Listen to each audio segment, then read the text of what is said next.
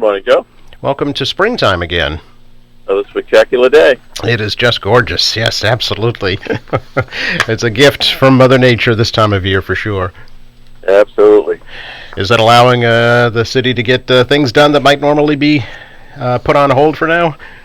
Yeah, well, the asphalt plants are really dependent on the weather. Yeah. And, with this kind of weather, they stay open a lot longer. Therefore, the road work continues and repairing potholes continues. So instead of that temporary patch you get during the winter, it's a good hot patch when the plants are open. So that's good stuff. And, of course, we had a little bit of snow on the ground over a week ago, but we still have a lot of leaves to pick up around the city. So let's hope we don't have any white stuff for a while. Exactly, yeah. I know the plan is, too, to put in a whole bunch of new trees across the city, so I'm sure this is helping with that as well. That's absolutely true. Yep, I saw the trees are delivered up to Passion Field. There's a layout area there, a lay-down area, I should say, that they operate from. So hopefully they'll pop nicely in the spring. Yeah, something to look forward to next year. Something we all need, I think, for sure. Yeah, amen. I wonder if you could explain, Mayor, a little bit about the new coronavirus data metrics now that are being implemented and how that's impacting Quincy. Well, they changed up the matrix, and without getting into too much detail, the old red zone, which was the zone you didn't want to be in, right? Yellow before that, and green. There was more than 8 cases per 100,000 people in the red. That's not a lot of people, and I think they looked at it. And again, think about this is all new. This whole exercise, all of the response to this virus is all new because we've never dealt with it before. I mean, notwithstanding the pandemic of the early 1900s, but there's no real data on that other than deaths. Right. So I think that they said, you know what, this is a little harsh, this system. We got to come up with something that's more practical. So it's a combination of your actual cases and your positivity rate. Our positivity rate has been fairly low, roughly between 1% and 2%. And as you common sense would say, a lot more testing goes on, you're going to have more cases. So I think by having the combination of the two, then resulting in the new mapping system, probably is more fair and accurate when we're assessing the virus. Okay, and that puts Quincy in the green now instead of the yellow. We're in the green. Yeah. So, does that mean perhaps full in-person learning at some point? Well, that's a little bit more challenging. So, okay. We've had some issues in some of the schools, and not necessarily school transmissions, but people get it from outside the school, and then they're coming in, and then you're doing the tracing, and then we've got to quarantine staff and students and families, and it gets pretty complicated. So, back in my mind in September, I was hoping that we'd be full back in person after the Christmas break, but I'm not so sure that's going to happen. I mean, I've talked about this with you, and you're probably sick of listening to me, Joe. No, not at all. I think it's important, actually. Well, I mean, the whole other issues of all the mental health issues and depression and suicide and addiction, all those other things, there's kids that don't come from necessarily very supportive homes. So the classroom to them is an escape and is a great equalizer for them to have an opportunity to learn and just interact with other kids in a positive atmosphere. So, when we look at these things, I think we have to weigh that as well. This is having a very harmful effect, in my view, on the mental health of a lot of kids. So you got to mix that in. And I know, my school committee colleagues and the folks at the schools, with Kevin Mulvey leading them, everyone's working very hard to make it work. Notwithstanding, I think, a few of the, perhaps loudmouth teachers that follow that narrative, union narrative, state and nationally, but for the most part, our teachers are doing great work and very flexible and trying to work this out for the benefit of the students. So it's complicated. There's no simple, easy solution. Because now our hopes are up about the vaccine, so we'll see how long that gets implemented, and hope for the best. The hardest part would seem to be the actual physical spacing in the schools, to have all the kids back in person and still keep that 6 feet. Yeah, it's impossible. Right, at this point, yeah. Can we talk a little bit about the results of the election, Mayor? First of all, your reaction. There was an election? Yes, there was a bit of an election. Oh. You might have heard. And what's your overall assessment of it? Well, it's interesting on the process. If I can speak to the process for a moment. Okay. The states control the process of elections. I just think that for the presidential election, I'd love to see that process consistent in every state across the union, so that at least by the next morning, we know who the president of the United States is. I mean, when you think about the early voting opportunity for people, both in person and the mail-in all across the country, there was no reason we're counting ballots a week after the election. I just think that's absurd. It's like a third world country still waiting for the results. And I don't care what side you're on. I don't think it's a partisan issue. I just think for the consistency, if you got that much opportunity to get your ballot in weeks before, and you're waiting until the day before or the day of to drop it in the mail, I just think that's lousy and unfair.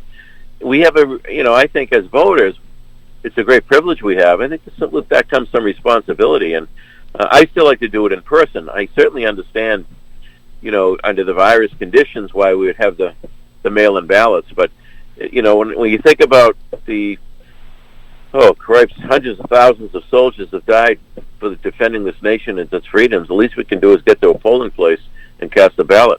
Now, that notwithstanding the issue of, handicapped, disabled folks that have the absentee ballot, I think that's excellent. We should continue to do that. But, how much easier do we have to make it for people? And then they still wait to the last minute to drop it in the box. Well, maybe the deadline should be a week before to be postmarked so that everything gets counted. And, and I know in Massachusetts and certainly in Quincy, our election department, Nicole Crispo and Joe Newton and DeBose and the team, they do an incredible job. And they start the counting ahead of time in the system so that we're not counting for days afterwards. Now, you still have the overseas ballots that comes in later, but they have a very marginal effect on the eventual outcome. But, this thing about counting hundreds of thousands of votes after the election polls close in states, I just think it's absurd. Yeah. Well, I can tell you that here in Quincy, we received the unofficial results from the city clerk's office before 9 o'clock on election night. Isn't that incredible? Yeah. No issues. No, none at all. It didn't seem, at least. And I know that there were federal monitors here in Quincy as well to ensure that there was appropriate access for all voters, and I didn't... Yeah, I don't understand that one. This city has a great reputation. They seem to come in here on a regular basis. They ought to go to some of the communities that we seem to have trouble with every year on the news, But whatever. The election department does an excellent job, and of course, we never expected the presidential election in Quincy to be closed, so... We're in Massachusetts, so whoever has the D next to the name is going to be the elected person in Massachusetts for sure. So, well, let me ask you about that. How do you feel about the results? Well, I it was a spirited campaign on both sides. Yeah. And I've said publicly, I wasn't too thrilled with my selection, or my, the two party choices. I mean, we couldn't do better than that on both sides. But hey. Election has been held, and notwithstanding some of the potential court challenges, it appears President Biden's going to be the new president, and we certainly, whoever the president, I'm certainly wish them well and want to be behind them because we want him to succeed, or him or her, because they succeed, then we succeed as a nation. So, hopefully we can come together. I think that the whole COVID situation really added to the outcry this year, the cultural divide, however we want to describe it.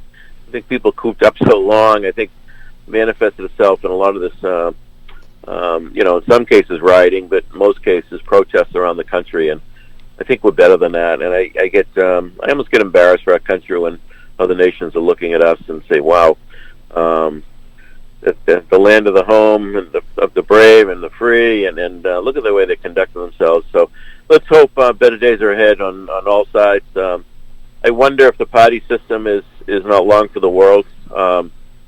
The great division, and I know I've talked about it. Adams talked about it. Washington talked about it. The fear of the party system and what would it do to our country, rather than the best person or the best principles or ideals.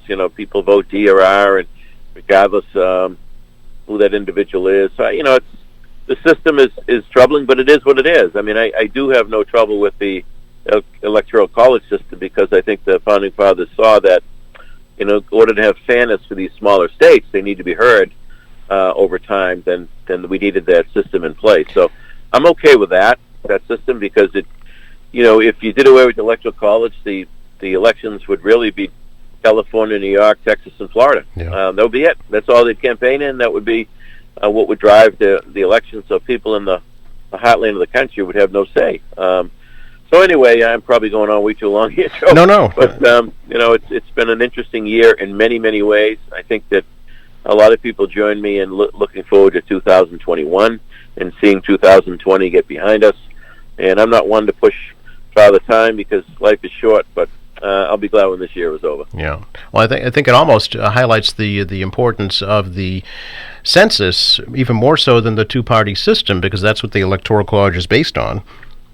No question. I mean, we've talked about that quite a bit on the census, and absolutely. I mean, on one hand, I see President Biden saying he's going to be the president for all the people, yet he embraced some certainly strong left-wing progressive stances that average middle American doesn't necessarily agree with. So, and I don't want to get into the green movement or the abortion or any of those things, but when it comes down to it, for the most part, we are most successful when we operate kind of in the middle. You've got your extremes, but as a government, we kind of come together and find some compromises and kind of govern from the middle. And it'd be nice to see that once again. Mayor, can I ask you about a local issue, a proposal by the City Council to create a new Department of Social Justice and Equity, and how you feel about that? Well, listen, first of all, let me say that I have great respect for the City Council as individuals and as the body.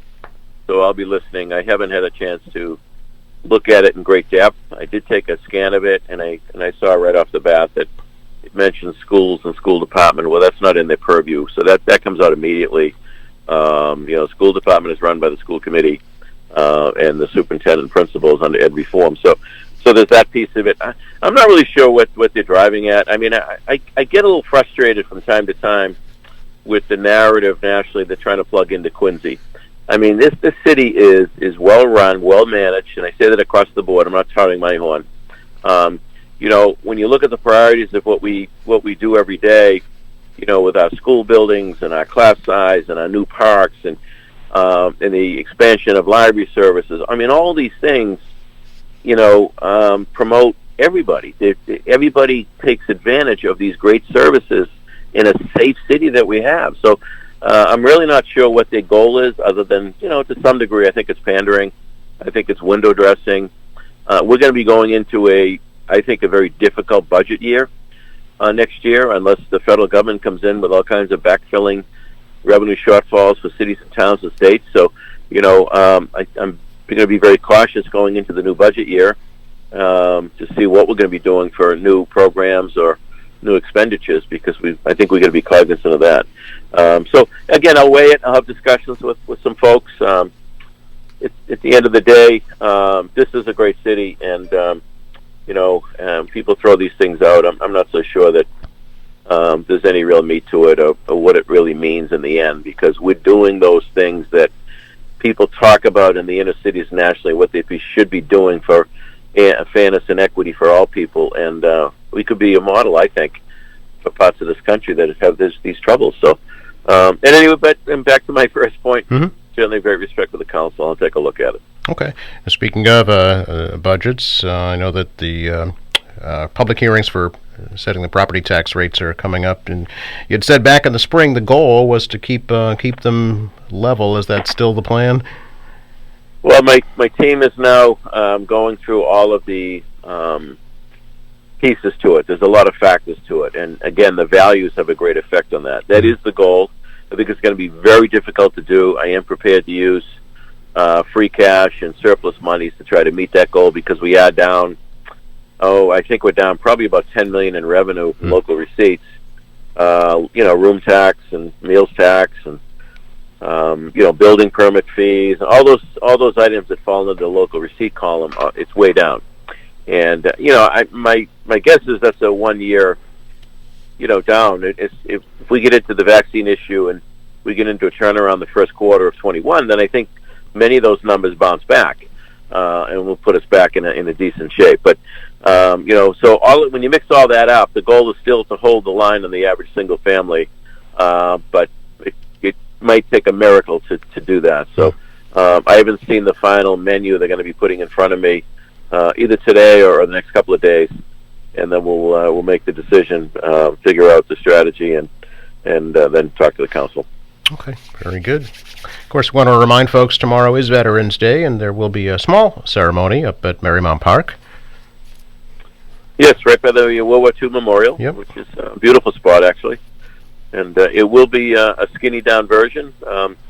We have invited, we're not sure if he's going to make it or not, Dean Schaefer, who was a World War II vet, and his birthday is actually on Veterans Day. He'll be turning 100 years old tomorrow. That's great. And it'd really be cool if he could join us, but we also understand that, at that age and his challenges, and we're not sure whether he'll be with us or not for sure. But in any case, we will be honoring our veterans at the World War II Monument. It will be a brief ceremony, as we know, with the numbers and everything, with the uptick a little bit in the numbers. We did want to create an atmosphere where we are violating the social distancing rules, particularly with a population that falls in that older category. So we're trying to be respectful of everybody's health, but at the same time, didn't want to miss the opportunity to take a moment, pause, and thank our veterans for all the good commitment and service that they have provided for us.